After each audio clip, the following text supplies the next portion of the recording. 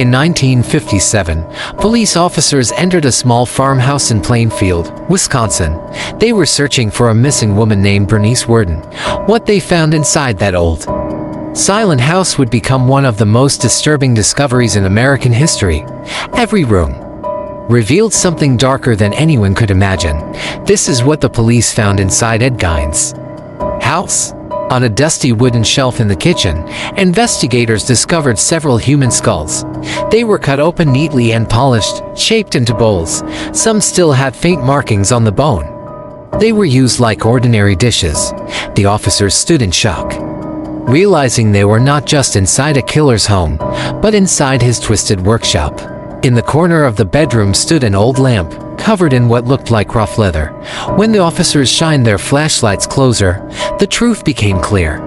The lampshade was made entirely from human skin, stitched together piece by piece. The shape and pores were still visible. It was a horrifying sign of how far Gein had gone in his obsession. As they moved deeper into the house, police found something beyond nightmare. Hanging on the wall were several masks made from real human faces. Each one was carefully peeled, dried, and shaped to fit like a lifeless mask. Some still had strands of hair attached. The room smelled of decay. The silence was heavy, as if the house itself remembered the screams of its victims.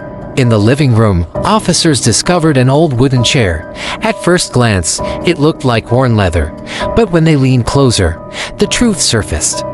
The entire seat was upholstered with human skin, tightly stretched and nailed into place. The smell of rot lingered in the air. It was no longer a piece of furniture, but a relic of human suffering. Among Ed Gein's personal belongings, police found a belt that defied comprehension. Each section was made from human nipples, stitched together in a grotesque pattern.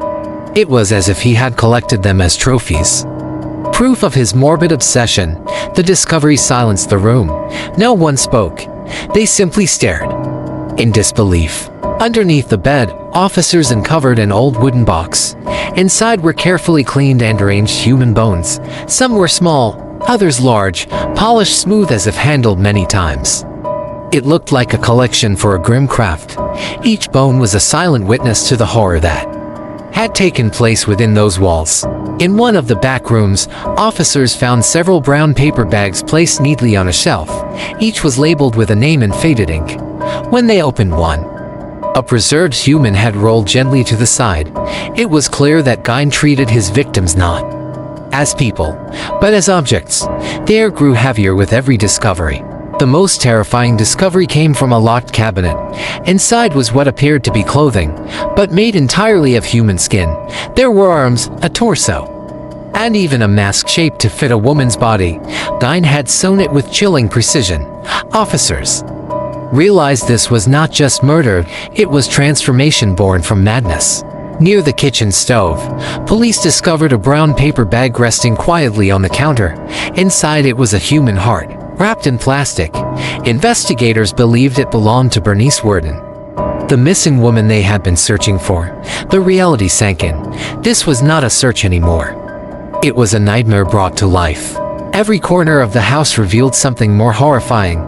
Skulls were used as bedposts, bones turned into decorations, and furniture stitched together from human remains.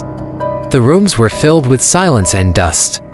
Like a museum of death, the officers walked out in disbelief, knowing they had stepped into a place no human should ever create.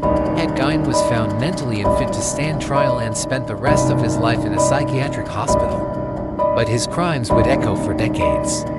His story inspired films like Psycho, The Texas Chainsaw Massacre, and The Silence of the Lambs.